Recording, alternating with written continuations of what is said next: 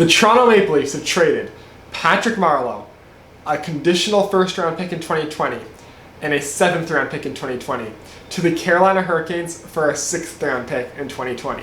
This move has me very conflicted. On one hand, we open up $6.25 million in cap space, which means that we'll probably be able to keep all three of Janssen, Kapanen, and Marner, which is good. That's very good for this team going into this next season. It means that our core and our depth are intact. Yes, it cost us Marleau, but Marleau was one of our weaker top 9 forwards last season. He had very obviously taken a step off. He wasn't what he used to be. He was not worth $6.25 million. To get that cap space is incredibly important, and that's what we needed.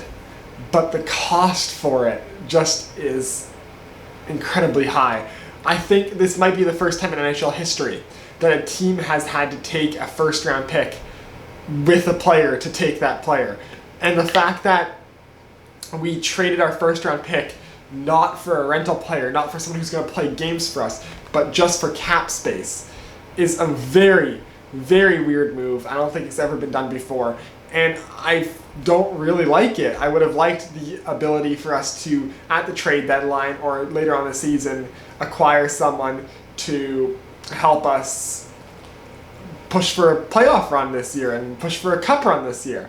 Now, the condition on the draft pick is that if the Leafs' first-round pick this year is a top 10 pick, the first-round pick goes to 2021. But given the way the Leafs have played in the past couple seasons, it's pretty much all but a guarantee that that pick will not be a top 10 pick. If that pick is a top 10 pick, this year is a colossal failure, and Dubas and Babcock probably won't be here to deal with losing the 2021 first-round pick. So the condition doesn't really matter. What matters is the fact that we had to give up a first-round pick. And we got basically nothing back. And I think the way the Leafs have dealt with moving bad contracts in recent years have given us hope that we were going to get rid of this Marleau contract very easily. The David Clarkson contract we sent away to Columbus for Nathan Horton, and we were able to put that contract on LTIR fully, which basically meant we had to give up nothing and we just lost the cap space for nothing. So we got incredibly lucky in that situation that there was a team that was also looking to offload having to pay Nathan Horton over $5 million a year to do nothing.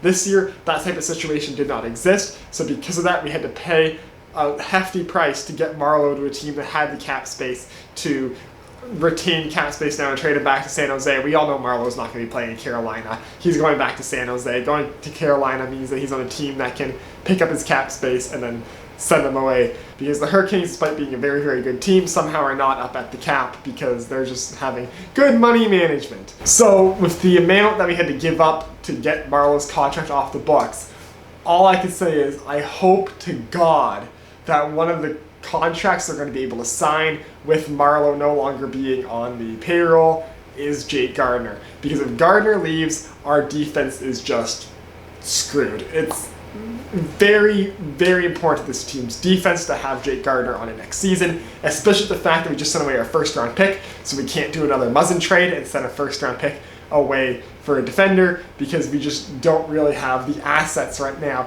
to make a big move at the trade deadline, especially with the first-round pick gone, and with the fact that we already gave up a couple of our A prospects in Grunstrom and Sean Dursey last year. So hopefully Gardiner gets re-signed. But yeah, Patrick Marleau's gone. I really liked Marleau as in his time on the Leafs. He was one of my favorite players while he was here. He was just great guy to have in the room. You can tell that like all the players, a lot of time Matthews and Marner just absolutely adored him. They were like basically having Christmas with his family, I think. So like losing his presence in the locker room is incredibly painful, but it also shows that the management feels that the young guys on this team are ready to be the leaders. They think Matthews and Marner are ready to be the leaders on this team. The leaders that they didn't have when they brought Marleau in to be that leader. But now Matthews and Marner are ready to be those leaders. And hopefully they can lead this team very well. A C might be handed out by the time the summer's done. So that's it for this video. If you like this, leave a like. If you want to see more of my stuff, hit subscribe, and I'll see you next time.